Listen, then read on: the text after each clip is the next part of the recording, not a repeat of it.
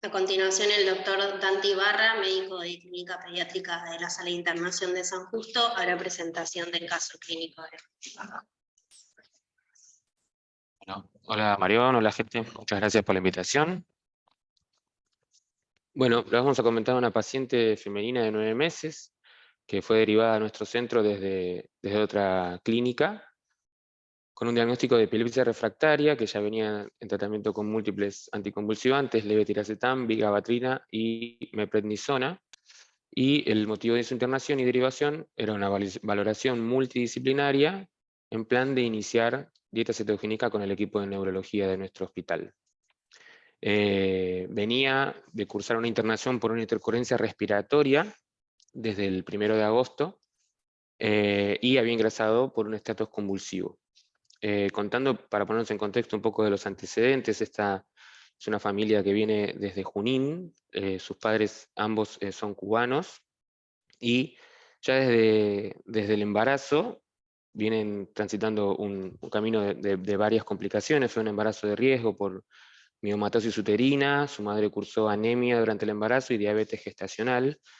El embarazo cursó con retardo de crecimiento intrauterino, nació de 37 semanas, 1,7 kg, y posterior a su nacimiento estuvo internada en terapia neonatal durante 30 días. Posterior a ello empiezan a aparecer algunos problemas a nivel multisistémico, digamos, en el aspecto neurológico. La paciente desarrolla hidrocefalia, motivo por el cual se planea colocación de válvula de derivación ventrículo-peritoneal, que fue alrededor de los 3 meses de vida, la cual tiene que ser postergada por una intercurrencia a nivel urinario. Tuvo una infección urinaria con rescate de Proteus mirabilis. Incluso en el prequirúrgico también se detecta un déficit de factor 2 de la coagulación, lo cual ya era una paciente compleja y con, como les decía, afecciones multisistémicas. En la cirugía de colocación de la válvula de derivación ventrículo-peritoneal tiene una complicación, digamos, en el prequirúrgico. Por este diagnóstico de trastorno de coagulación se pasa una transfusión de plasma, y según el relato de los padres en el ingreso cuentan que intraquirófano tiene una reacción adversa con paro cardiorrespiratorio, según les comentaron el equipo que la atendió en ese momento, la cual requirió maniobras de reanimación avanzada, con buena respuesta, y posterior a la cual se coloca igual la válvula de derivación ventrículo-peritoneal. Posterior a la cirugía esa, se interna en terapia intensiva pediátrica, donde empieza a tener manifestaciones posteriores de esta epilepsia refractaria. Luego hacen un seguimiento entre internaciones y ambulatorio, donde empiezan a notar pérdida de pautas madurativas, y empiezan a agregarse cada vez más los anticonvulsivantes hasta llegar al diagnóstico, como bien dicen acá, de la epilepsia refractaria. Y en ese panorama viene a nuestro hospital, ¿sí? Sumado a esto neurológico, también tiene bastantes problemas a nivel respiratorio, con mal manejo de secreciones, más de una neumonía aspirativa, y venía a nuestro hospital luego de cubrir 10 días de antibiótico-terapia y con aporte de oxígeno por cánula nasal. Así llega a nuestro hospital, así la recibimos.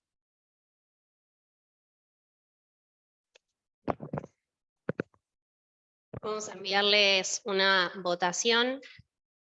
La pregunta es si ustedes consultarían a cuidados paliativos en este punto.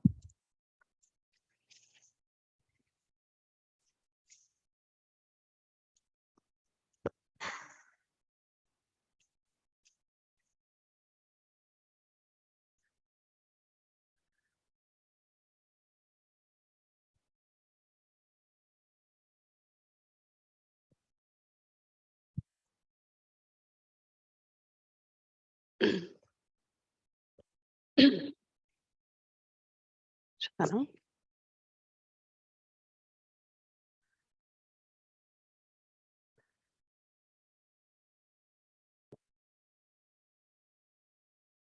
Bueno, sí. ¿No se comparten? Bueno, el 80% dijo que sí, lo cual me sorprende, significa que vamos a tener mucho trabajo en el futuro. pero la verdad es que inicialmente esta paciente hasta ahí era igual a muchos de nuestros pacientes. De hecho, llegó un sábado, Dante no lo dijo, pero Dante es médico de los sábados, y llegó un sábado para iniciar dieta. Yo soy médica de planta de internación, así que voy a cumplir doble rol hoy. Durante la semana fuimos avanzando con esta paciente, quisimos conocerla un poco, porque lo primero que pasó, que no está puesto ahí, es que cuando vimos los laboratorios, esta paciente tenía estudios metabólicos que ya el primer día, el primer lunes, llegó un sábado, neurología nos dijo que estaba contraindicada la dieta cetogénica como opción terapéutica, porque tuvo sospecha de metabolopatía, al tener los estudios metabólicos y analizarlos. Por lo cual tenemos una paciente con epilepsia refractaria, con esta oxígeno dependencia. Se había pedido un oxígeno domiciliario, pero nosotros nos dábamos cuenta que la verdad es que la chica mantenía muy mal su vida aérea, y empezamos a conocerlos un poco más. Los padres no querían que le saquemos sangre. Nos enteramos que había tenido un pivot que todavía no estaba parcialmente tratado, porque los padres, los yesos, no querían, que nos cuentan de que preferían que no sufra, que tenga el piecito torcido. Cuando los padres empiezan a plantear estos frenos en cierto punto, cuando queríamos conocerla más, le hicimos una poligrafía y la consultamos con otorrino, y nos plantea lo que sospechábamos, de que era una paciente que el oxígeno solo no solucionaba, su mecanismo de hipoxemia incluía asegurar su vida aérea con una traqueostomía, a los cuales los padres no estaban de acuerdo en realizar. Eran unos papás que tenían mucho miedo del quirófano y no querían nunca más entrar a quirófano por lo que le había pasado. Sus crisis no estaban controladas y no teníamos el recurso de la dieta para controlarlas, a pesar de que neurología fue indicando diferentes esquemas terapéuticos. Cuando la chica se alimentaba por sonda, no sé si lo dijimos antes, porque había perdido pautas en los últimos, a partir de que presenta este paro y demás, a partir de los 4 o 5 meses había empezado a perder muchas pautas. Se alimentaba por sonda y los padres no querían la gastrostomía, tenían mucho miedo del quirófano. Y cuando vemos, en realidad, su válvula de derivación ventrículo-peritoneal ya traía un tomo donde ya se evidenciaba hidrocefalia y lisencefalia, pero vemos que su válvula en realidad no funcionaba adecuadamente, no porque tuviera hipertensión endocraniana, pero en realidad tenía una colección en el celular subcutáneo que la tenía hace varios meses, y que los padres también contaron que los neurocirujanos habían dicho como, bueno, el riesgo de entrarla versus corregir esa válvula, como era muy riesgoso, empezaron a contar estas cosas, y cuando la neurocirugía le evaluó, obviamente, objetivamente tenía criterio de revisar esa válvula, que los padres vuelven a decir lo mismo, ¿no? Que ellos vinieron a probar la dieta cetogénica, que no querían hacer otras cosas. Bueno, acá fue bastante alta la anterior ya, pero creo que hay un montón de otros datos que fueron cambiando, ¿no? ¿Querés que la hagamos otra vez, Mario? No. Bueno. Digamos, como qué cambió, ¿no? ¿Qué cambió en toda esta semana que la fuimos conociendo? Fue sobre todo la primera semana. Primero, bueno, creo que esta adecuación de cuidados a los que los papás planteaban, ¿no? Que de repente lo que objetivamente el libro decía neurocirugía, por ahí no aplicaba para esta paciente. El riesgo de traqueostomizarla versus no traqueostomizarla, si lo elegíamos igual. El papá, por ejemplo, preguntaba, bueno, si yo lo hago traqueostomía, ¿va a dejar de convulsivar? Como que uno veía la patología aislada, pero en realidad la paciente era una paciente que tenía convulsiones todo el tiempo.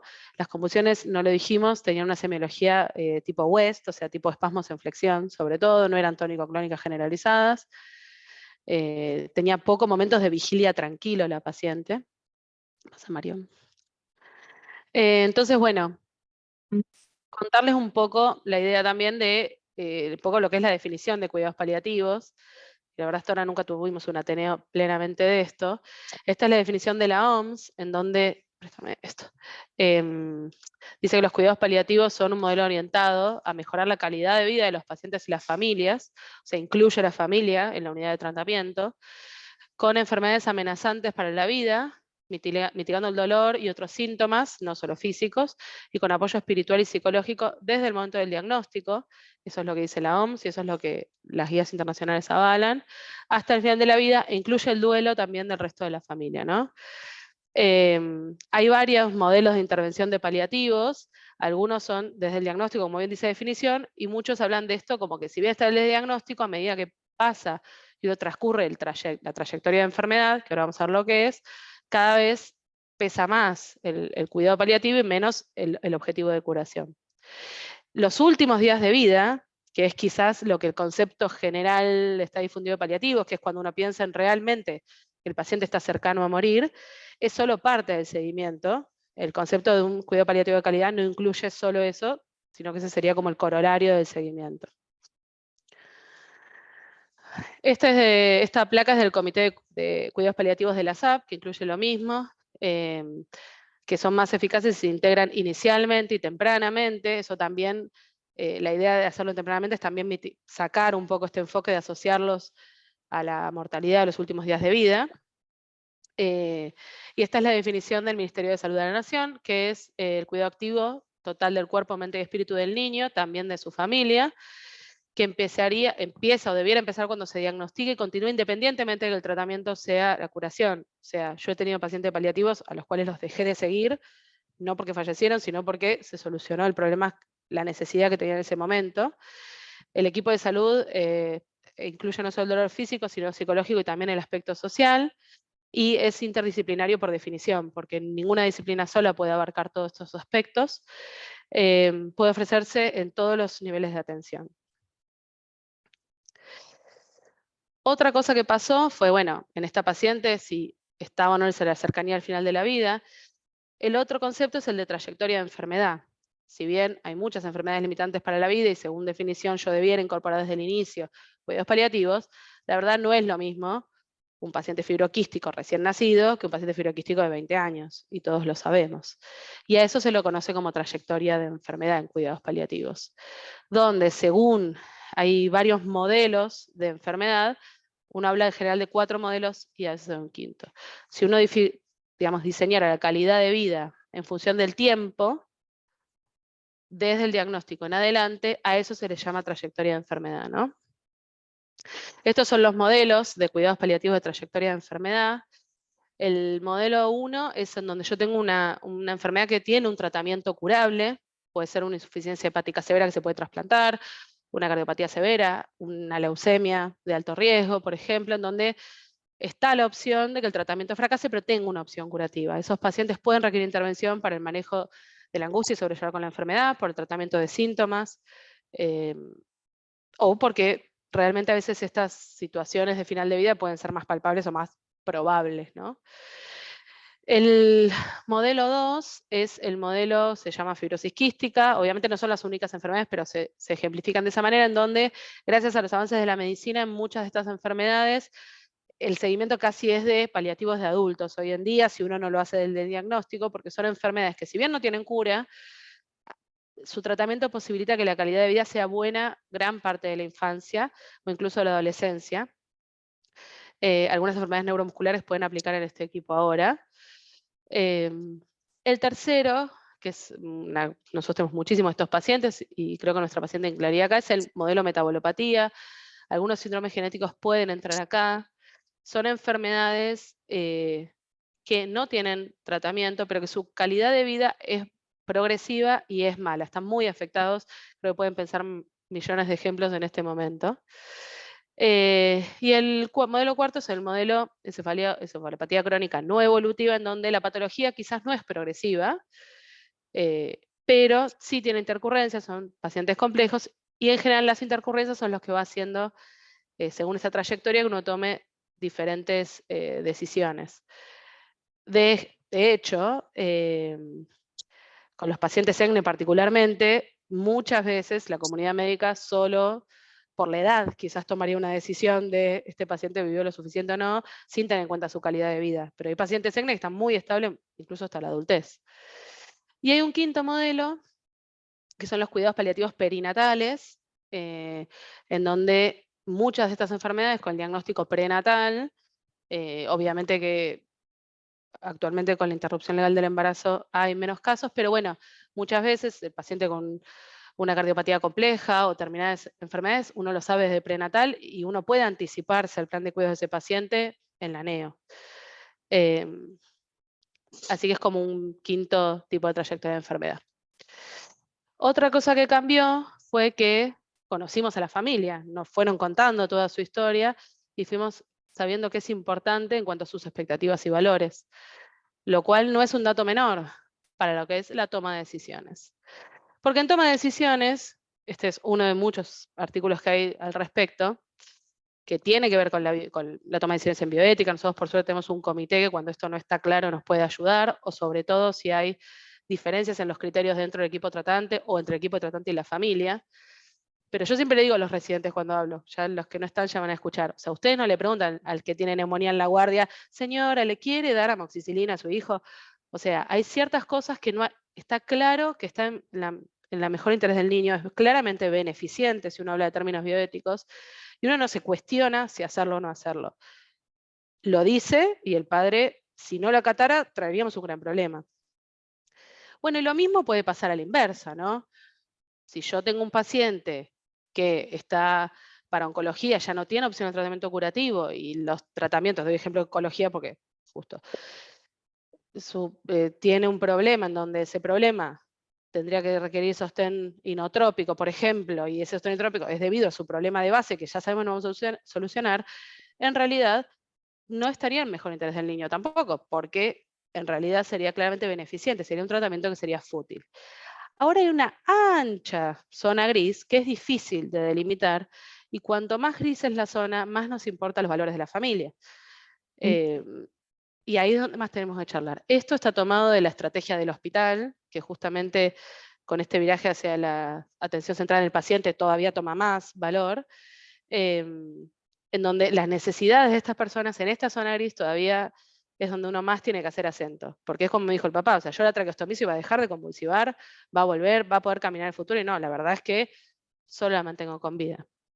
Entonces, en general, la toma de decisiones, lo que hicimos operativamente con nuestra paciente fue establecer el objetivo de tratamiento. En paliativo, en general, se habla de 3 tipos de objetivo de tratamiento, que no es que esto es explícito con los papás, a veces sí, o a veces uno puede establecerlo por lo que los papás dicen, que son 3.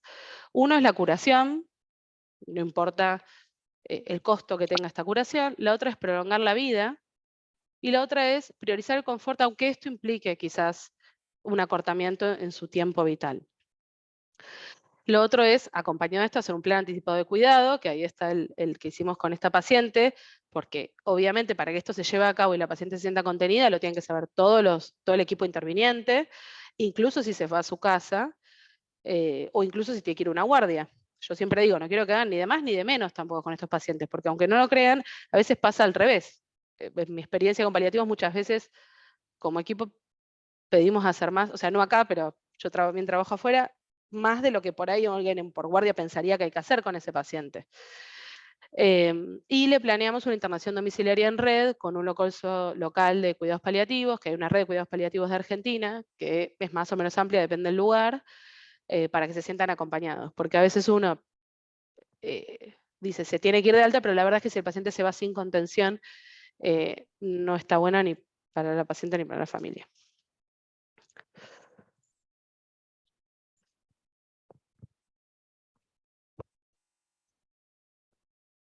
Bueno, y ahora quisiéramos compartir, siguiendo con el caso clínico, cómo fue esta evolución, después de haber tenido claro todos los conceptos que Celina nos fue contando.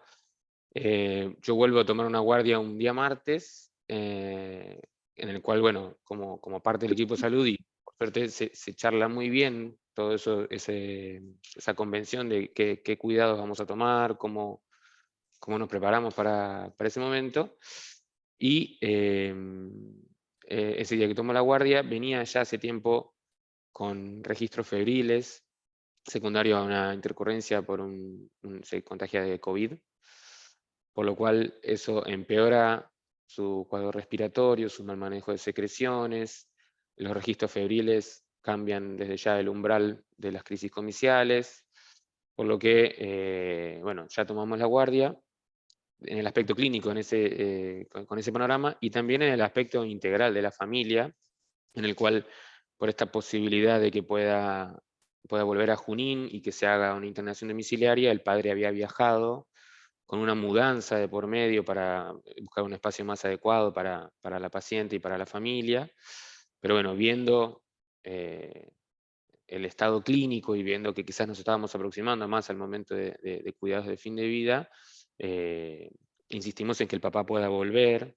Se tomaron los recaudos que dentro de nuestro alcance podemos tener, de intentar que la paciente esté en una habitación sola, de ser flexibles con quienes pueden estar en la habitación. Estaba la abuela, la mamá, y por suerte el papá pudo llegar ese día. Y bueno, durante toda la guardia fuimos haciendo más que nada el manejo y el control de síntomas, tratando de que sea lo más confortable posible. La paciente tenía como síntomas a intentar manejar desde lo clínico los registros febriles, y estos registros febriles, en consecuencia, taquicardia, taquipnea y mal manejo de secreciones, y el aumento del número de convulsiones, adecuando los cuidados, como bien decíamos, según las expectativas de los padres y de no ser más invasivos. Entonces, una paciente que no tenía acceso venoso, la cual manejábamos con AINES por vía oral, la fiebre, digamos, de motivo infeccioso, pero creo que también central, porque estaba bastante descompensada desde el punto de vista del sistema nervioso central. En cuanto a su manejo de secreciones, junto con kinesioterapia respiratoria, adecuando la posición. La paciente recibía aporte máximo de oxígeno con máscara con reservorio y con FIBA al 100%, y el aumento del número de convulsiones manejábamos con dosis de azepam interrectal, el cual obviamente tenía su respuesta de alguna manera parcial. Sinceramente, desde el punto de vista médico, y creo que si alguno de los que está escuchando ha tenido situaciones en las que quizás no estamos tan habituados o tan acostumbrados, nos preparamos, elegimos esta vocación con la intención de siempre llegar a un escenario en donde podamos resolver los problemas de las familias o de los pacientes, y verdaderamente a veces nos toca también nosotros manejar la ansiedad, la frustración o las expectativas que tenemos en cuanto a esto, donde sabemos que no vamos a poder resolverlo con un tratamiento curativo. Por ende, también reconozco que tenemos que estar preparados para actuar, digamos, desde el punto de vista profesional y clínico, de disponer de herramientas, y también en lo que cada uno le impacta y le genera en su afectividad, en su emocionalidad, en su plano espiritual, como quieran. Eso creo que, ya que estamos hablando de cuidados paliativos, es muy importante, creo, lo que al profesional de la salud y al equipo tratante le genere, y también poder hablarlo. Así que bueno, siguiendo con el caso clínico, la paciente en el transcurso de la guardia va empeorando en el aspecto de manejo de secreciones, de taquipnea, de dificultad ventilatoria. Empieza a tener una hipoxemia persistente. Los padres desde ya veían a la nena con dificultad para respirar, veían que bajaba la fiebre y otra vez a la media hora otra vez con fiebre. Y bueno, un poco lo que surgía y era ir varias veces, momento a momento, contando cómo está la situación, ofreciendo opciones, siempre corroborando lo que se había charlado, siempre dando oportunidad a que se expresen si querían algún cambio. Digamos, le comentábamos, bueno, en un paciente en general, cuando tenemos un paciente que está con tanta dificultad respiratoria, podemos ofrecer asistencia respiratoria, pero según lo que habíamos hablado, y vuelvo a corroborar con ustedes si están de acuerdo, de no tomar medidas invasivas, no ingresar a la terapia intensiva. Y en eso los padres, después de todo ese trayecto, la verdad que estaban muy íntegros, y si bien les dolía ver a su nena en esta circunstancia, tenían muy claro la cuestión de cómo seguir. Una de las opciones que pudimos ofrecer como equipo, ya entrada en la madrugada, fue la sedación paliativa, que esa es otra herramienta que aprendí cuando me formé en el Hospital Posadas, que es ofrecer una infusión continua, en este caso de morfina y midazolam, y utilizar la vía subcutánea, que la vía subcutánea es una vía que es mucho más simple, menos cruenta y muy fácil de utilizar, en la cual podemos utilizar prácticamente casi todas las drogas, salvo algunas excepciones, y logramos, no sería negociar, pero acordar con la familia de que quizás sería algo que podría ser útil, y que el objetivo de esta medicación, de esta infusión, es tratar de bajar los síntomas disconfortables de la falta de aire, de la taquipnea, ofrecer esta sedación, como bien dice la palabra,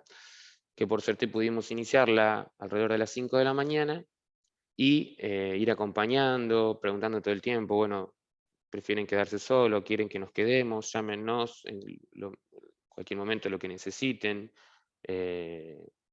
Estando a disposición. Yo creo que en estos momentos lo mejor que podemos hacer como equipo tratante es dar espacio a atender las necesidades que, más allá de controlar los síntomas, sino de lo que la familia necesita en ese momento. Así que bueno, una guardia muy, muy pesada, muy intensa, y finalmente ya casi al final de la guardia constatamos el óbito de la paciente y bueno, esa fue la historia. Así que bueno, le paso el micrófono a Celina. Bueno, y un poco para redondear, ¿qué conceptos de paliativos se aplicaron? Fue la adecuación de esfuerzo terapéutico. No es muy popular el término limitación de esfuerzo terapéutico entre paliativos, porque quien acompañó alguna vez a alguna de estas familias se da cuenta que el trabajo que hay para hacer es un montón, aunque no incluya intubar al paciente o pasarlo a terapia. Así que según el plan de cuidado, uno hace una adecuación de esfuerzo terapéutico que se aplica en estos momentos, ¿no? Que otra vez implica una toma de decisiones, que creo que por suerte, gracias al trabajo que se había hecho, estaba bastante delineado. Eso es importante porque para el médico de guardia que no conoce al paciente o que es más difícil o que pasa en la madrugada, está bueno que estas cosas estén planteadas de antemano. Siempre cuando uno toma una guardia y toma a estos pacientes, muchas veces está ese miedo, ¿no? De decir, sí, no pasa terapia, pero, o digo, no pasa terapia como signo o ejemplo de lo que podría pasar, pero uno nunca sabe que se habló con la familia. Así que creo que, por suerte, de hecho, le habíamos dicho esto de que venga el padre de vuelta, porque la paciente hacía como una semana que estaba reagudizada y no sabíamos si quizás superaba esta reagudización o no, y estaban bastante esperanzados con irse. Y por suerte pudo venir. Eso es importante también. O sea, cuando uno contempla a la familia como parte de la unidad de tratamiento, el hecho de qué momento colgar esta sedación con el riesgo de que se precipite el final es relevante que venga el padre. Bueno, teniendo en cuenta lo que dijimos antes, ¿no? Que hay tratamientos que en este momento, según la toma de decisiones, son futiles y entrarían dentro del organizamiento terapéutico, por lo cual uno no debiera en estos momentos preguntarle al padre si quiere que le intubemos o no quiere que le intubemos. Uno tiene que dar por sentado de acuerdo a lo que fue charlado, y por eso hay que charlarlo antes. En general, la gran ventaja de hacer el plan anticipado de cuidados es que estas cosas hay que charlarlas cuando el paciente esté bien o en su, digamos, en su estabilidad, no en estos momentos donde también los padres están más angustiados y más. Estos papás estaban muy seguros igual de sus decisiones, se notaban que culturalmente eran diferentes a nosotros, siempre lo dije. Y también es importante de que se notaba que lo hacían desde el amor y el cariño de la nena, porque a veces hay un término que se llama claudicación familiar, que tiene que ver con que a veces uno ve que preferir el confort y dejar de ser invasivos tiene que ver con un cansancio, un agotamiento familiar, y no con que quizás el paciente está peor o tiene más carga de síntomas, sino que lo que está peor son la familia. Entonces eso es importante detectarlo, sobre todo en los pacientes crónicos, porque muchas veces la solución tiene que ver con reforzar la red familiar y no, en realidad, hacer un plan que incluya adecuación de cuidados. Pero bueno, esto es importante seguirlo y pesquisarlo. Esta familia era muy amorosa con la nena hasta último momento, siempre la cuidaron, siempre le dieron mucho cariño. Eso lo fuimos viendo junto con Euge, que es mi compañera también de futuro equipo, o de equipo. El otro término, el otro concepto que se aplicó fue el de sedación paliativa, que en este caso es una sedación en agonía, pero desde el punto de vista teórico no existe solo esa sedación. La sedación paliativa es sedar al paciente por un síntoma refractario, que puede ser cualquier síntoma. No necesariamente tiene que ser terminal, ni necesariamente tiene que ser continua. Uno puede sedar a un paciente, bueno, es lo que hace neurología cuando gotea midazolam quizás en una epilepsia, si bien la benzodiazepina tiene un rol en una crisis convulsiva, aplica el mismo término. O sea, en realidad uno usa una sedación como vías de controlar un síntoma, que fue refractario a todas las opciones de tratamientos que teníamos. Pero muchas veces la sedación puede ser intermitente, no hace falta que sea continua, y como la palabra lo dice, es sedación. O sea, vuelvo a poner esto, que es del Instituto Nacional de Cáncer, que en donde en ninguna parte de este gráfico mencionan los opioides. Siempre lo refuerzo porque la sedación tiene que ver con sedantes. En la primera elección nuestra paciente tenía disnea y quizás las convulsiones las podríamos poner como, o la fiebre la podríamos poner acá, que es las benzodiazepinas, sobre todo el midazolam. Lo que pasa es que la morfina muchas veces se incluye porque es, por ejemplo, el tratamiento de la disnea en el caso de esta paciente, o puede pasar el tratamiento del dolor en un paciente que tenga dolor. Pero yo siempre digo, el goteo de morfina es una manera de dar morfina. Yo podría seguir con morfina enteral y gotear midazolam, por ejemplo. O sea, el goteo de morfina y la sedación paliativa no son lo mismo. Siempre los residentes pasan conmigo, trato de reformarlos y modificar esto, ¿no? Entonces, sedación paliativa es decisión de sedar al paciente y podría haber sucedido que a veces pasa que los pacientes no fallecen con la sedación y uno puede intentar volver para atrás y sacarlas y superar intercurrencia o lo que fuera. En este caso, la sedación paliativa tuvo como un efecto adverso, segundo efecto no deseado sería la muerte del paciente, que es lo que sucede en la inmensa mayoría de los pacientes en estas circunstancias, ¿no? Bueno, y como comentarios finales, en vistas a nuestro nuevo equipo de paliativos, comentarios que quizás muchos de ustedes no sepan, que está demostrado que mejora la calidad de vida de los pacientes, también el balance costo-efectivo en lo que es análisis de costos, con enfermedades amenazantes o limitantes para la vida.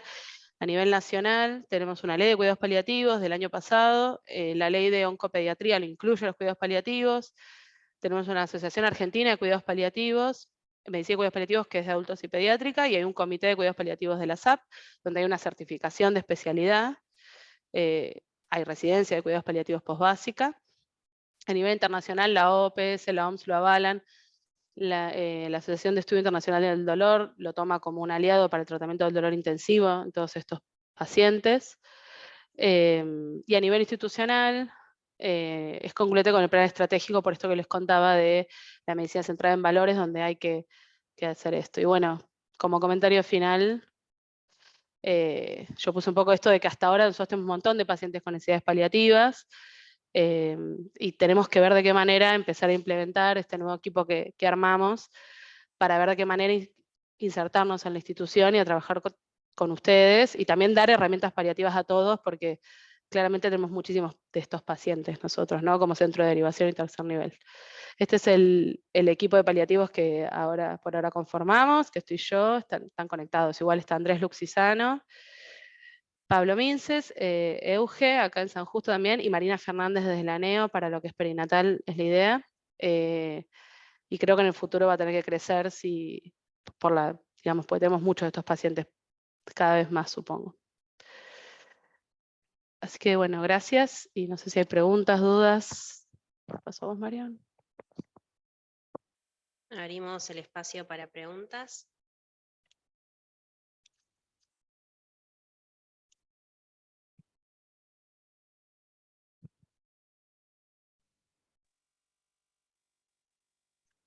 Hola, me atrevo a abrir la cámara y el micrófono, web. Difícil de hacer por chat, temas tan profundos. Así que primero, nada, felicitarlo por la presentación y por el análisis del caso y por la participación de todos los involucrados. Y bienvenido como equipo, y me parece que es un logro en el servicio de clínica como atención directa de los pacientes, pero del departamento todo, con participación de Andrés y el apoyo y la necesidad del aporte apoyo emocional a estos pacientes. Seguramente en algún momento esto crecerá y aparecerán no solo enfermería seguramente, sino especialistas en algún otro tipo de terapias, de acompañamientos, de cuidados. Me parece que es un comienzo, así que en buena hora. Hoy es una necesidad por el tipo de paciente que tenemos, y es una necesidad que va a ser creciente, sin ninguna duda. La presentación me pareció muy buena, y tomé un concepto por ahí para como un disparador, hay millones de preguntas seguramente, que es el de claudicación familiar. que los que estamos en la trinchera día a día y demás, puede ser vivida como una situación de tranquilidad, de relajarme, digo, estoy en sintonía con una familia que no quiere hacer más nada. Eso puede pseudo facilitar algunas cosas, pero pensando que esto no termina con el fallecimiento del paciente, seguramente, y Andrés ha trabajado mucho en duelo y esto, digamos, se extiende en el tiempo con las consecuencias en la familia y cómo se elabora todo esto. Y entonces se me ocurría esto de la claudicación familiar, el altísimo riesgo que esto tenga un rebote y vuelva de formas malignas, digamos, por culpa, por agresividad, por el mecanismo que sea. Entonces, qué importante en esto del acompañamiento. Eh, nada, no. En definitiva, cuando uno está en estas situaciones, de que la familia diga no hagamos más nada, digo, por ahí lo cuento por experiencia propia, pero uno siente como un alivio. Y me parece que plantea un desafío también, sin ninguna duda.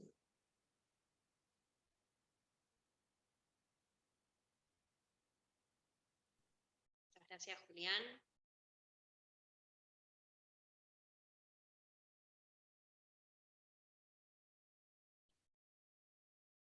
Bueno, si no hay más preguntas, damos por finalizado el Ateneo del día de hoy.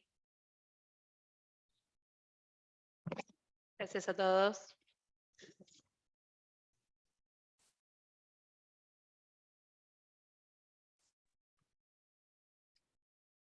Andrés, ¿querés decir algo? Hola, ¿nos escuchan? Sí. Ahí, acá estamos con Pau Tejerizo, que quiere hacer una pregunta. Hola, ¿qué tal? Yo tenía una duda con respecto a estos pacientes y por lo que a mí también cuando cursaba en la rotación en internación alguna vez me surgió la duda con respecto a si hay que dar algún tipo de aviso al comité de bioética, si se los involucra de algún modo o esto es totalmente externo a eso. Cuando un paciente se decide no hacer algo más. Yo creo que hay dos preguntas ahí, ¿no? O sea, por un lado es, yo creo que el Comité de Bioética es un gran aliado, sobre todo cuando uno está solo en estas tomas de decisiones, creo que es un gran aval legal también, pero creo que no reemplaza el trabajo con la familia, porque, o sea, hay varias cuestiones. Por un lado está el miedo que uno tenga, el aval legal para hacerlo, entonces el Comité de Bioética lo avala. Por otro lado, también hay situaciones donde la cosa no está tan clara y podría haber uno de nosotros, podría haber estado en neurología, hubiera alguien diciendo no estoy de acuerdo, o puedo tener el papá que quiere una cosa y la mamá que quiere otra. Entonces ahí creo que el Comité de Bioética tiene un rol. Pero creo que no es imperativo y necesario cuando no hay dudas, cuando todo el equipo tratante y la familia están del mismo lado, opinan lo mismo y no hay dudas. Creo que, y ya digo, eso no reemplaza el trabajo con la familia. De hecho, seguro muchos de ustedes tienen recuerdos en donde pacientes, doy otra vez ejemplo de los oncológicos, porque por ahí es donde está más, hay menos gris, digo, es más claro, y por ahí la familia no está de acuerdo en una adecuación y en realidad todo el equipo médico sí está de acuerdo en una adecuación. Entonces a veces el comité de bioética puede avalar cuando hay diferencias, pero el trabajo en la familia hay que hacerlo igual, porque el momento va a llegar igual. Entonces, el trabajo es diferente. Nosotros no consultamos al comité de bioética, entre nosotros nos lo preguntamos si era necesario o si alguien tenía alguna duda. Yo lo planteé, quieren que lo consultemos para que quede mejor escrito, para que alguien tiene dudas. No hubo dudas en el equipo tratante y no lo consultamos. Y la familia estuvo muy tranquila y desde lo legal, si uno investiga en las leyes que hay, no solo, digamos, extubación compasiva, digamos, hay un montón escrito. La eutanasia no está permitida en nuestro país, pero esto no entra dentro de la eutanasia, la organización paliativa, o sea que en realidad legalmente no hay necesidad imperativa. Creo que muchas veces el comité de bioética suple ciertas inseguridades y sin duda tiene un rol cuando hay conflicto, ¿no? De decisiones. Cuando toma decisión realmente está difícil, cuando hay más grises. Nada, pero creo que no es imperativo legal para hacerlo, de hecho no lo hicimos. Muchas gracias. Acá tenemos otra pregunta al doctor Cacciari. Hola, ¿qué tal? Bueno, Nicolás Cacciarelli habla. Nada, primero felicitarlos por la creación de la subsección y mi pregunta, tanto en este caso, cuando pusieron las preguntas para que votemos si sí o si no consultaríamos a cuidados paliativos, muchas veces por lo que, por lo que están contando de cuándo comenzaría a trabajar el equipo de paliativos, esto pues, se puede dar en el marco de la atención ambulatoria. Entonces quería ver si nos podían contar un poco cómo está pensado que funcione que un paciente acceda a una consulta con el equipo de paliativos que no esté internado o que no haya estado por ahí internado en el último tiempo. Estaba esperando esta pregunta, de hecho. Primero porque claramente no tenemos capacidad operativa para ver todos los pacientes del diagnóstico. Hay que tenerlo como un ideal, me parece. Y sobre todo tener en cuenta de que el momento del diagnóstico quizás no sea un impedimento para consultar si tengo esa necesidad. Hay algunas escalas que en algún momento podemos compartir. Tengo ganas Julián sabe que quiero hacer una de validar al castellano para orientar al médico general qué pacientes por ahí se beneficiarían más, porque en pediatría no hay mucho de eso. Pero bueno, sin duda que cualquier momento del diagnóstico, sobre todo si la carga de enfermedad es pesada, uno podría pensar en consultar cualquier tipo de enfermedad crónica o limitante para la vida. Nosotros todavía no estamos en funcionamiento 100%, pero la atención va a ser en interconsulta y en ambulatorio. Va a haber consultorios tanto en Central como en San Justo.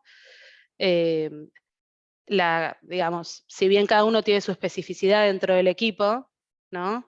El contacto inicial de conocer a un paciente, como que hay que recabar todos estos datos que charlamos, lo puede hacer cualquiera del equipo inicialmente. Quizás Marina está más pensada para perinatal y va a ser un camino un poco diferente, pero tanto en San Justo como en Central va a funcionar consultorios. Quizás teleconsulta también, todavía no lo terminamos de redondear, pero va a haber consultorios en Central y en San Justo. Y interconsultas, ¿no? Interconsultas. Así que cualquiera de esos pacientes pueden ser derivados para valorarse y pensar entre todos después si se beneficia o no y la frecuencia de seguimiento, ¿no? En el mundo, los cuidados paliativos, la verdad es que para algunos pacientes con trayectoria de enfermedad no tan avanzada es muy similar al seguimiento de crónicos y complejos que hacemos acá. Por lo cual, bueno, la idea es no superponernos. Nosotros somos poquitos por ahora, o sea que obviamente inicialmente atenderemos los casos más graves, más avanzados, los que surjan más problemas. Pero esos pacientes son los más candidatos. En pediatría la mayoría de los pacientes son los neurológicos, ¿no? O con enfermedades genéticas y demás. Gracias. Gracias.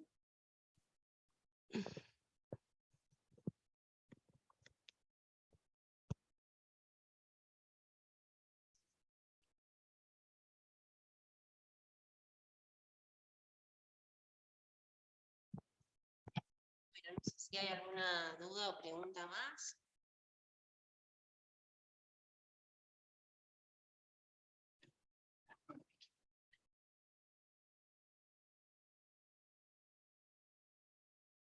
Bueno, muy bien, damos por finalizado el Ateneo del día de hoy.